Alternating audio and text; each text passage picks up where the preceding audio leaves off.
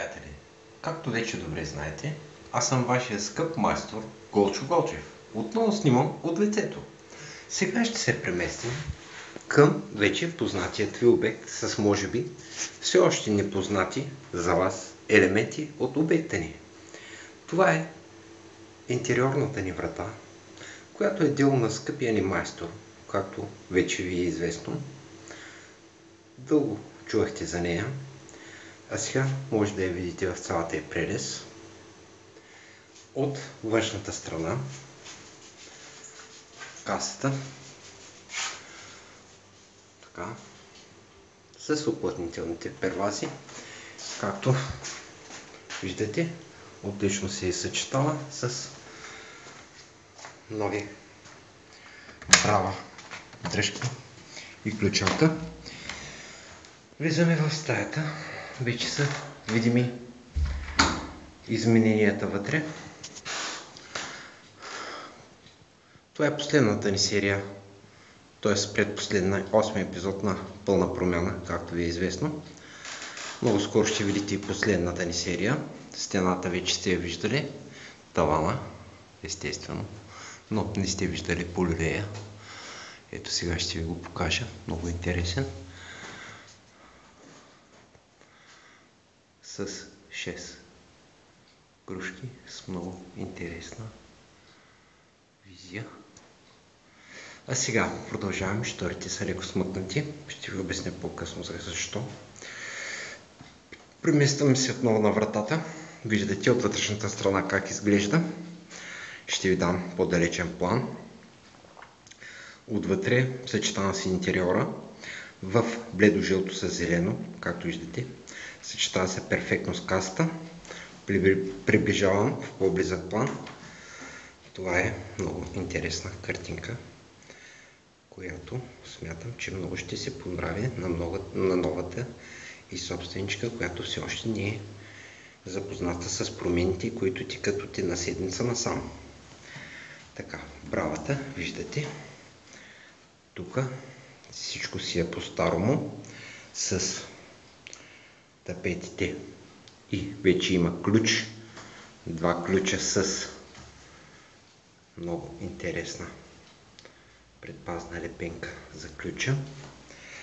Така, вече има первази долу, може да видите на пода.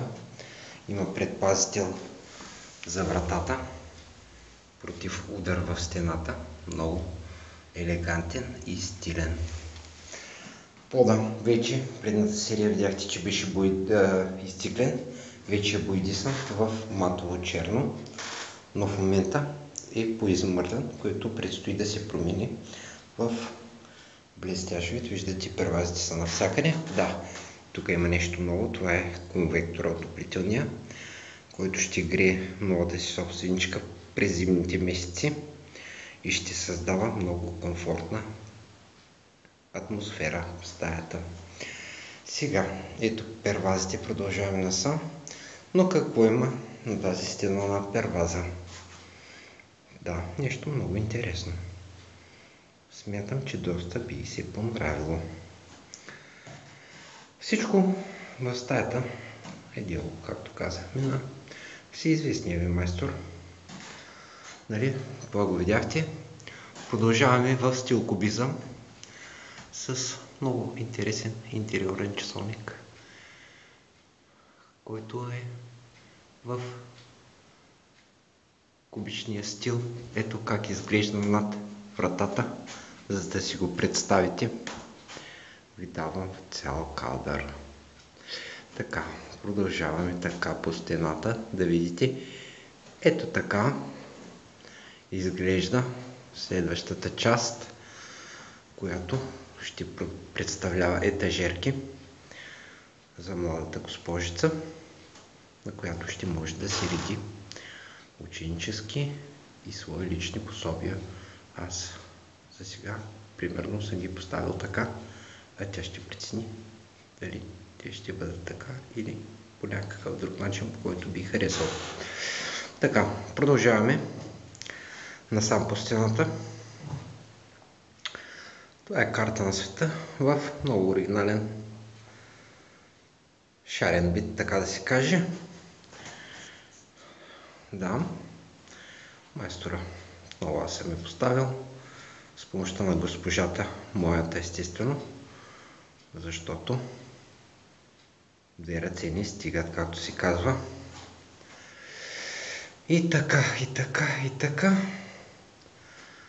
Насам вече видяхте, шторите, външните и вътрешните са ви познати. Има една картина, която всъщност е фотоснимка в рамка на известния фотограф Джо Корниш и представлява много красив морски залез.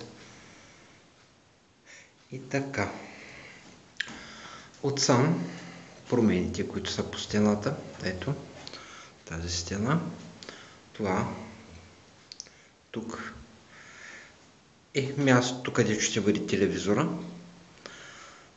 Готово е, окачвачът е сложен, само предстои утре да бъде монтиран. Кабелната е прокарана, в момента има сигнал.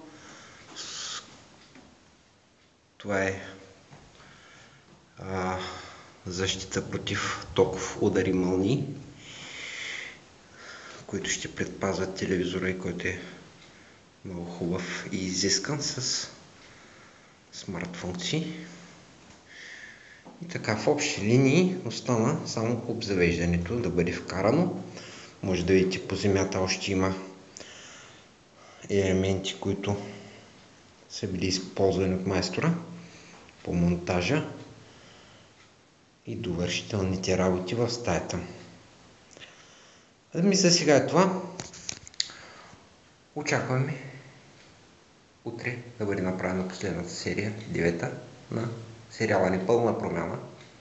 Затова очаквайте ни, следвайте ни, коментирайте ни, лайквайте ни и ни споделяйте с вашите приятели, близки, роднини и правете само хубави неща, за да може да правим живота си по-хубав, цветен и да радваме всички, които обичаме.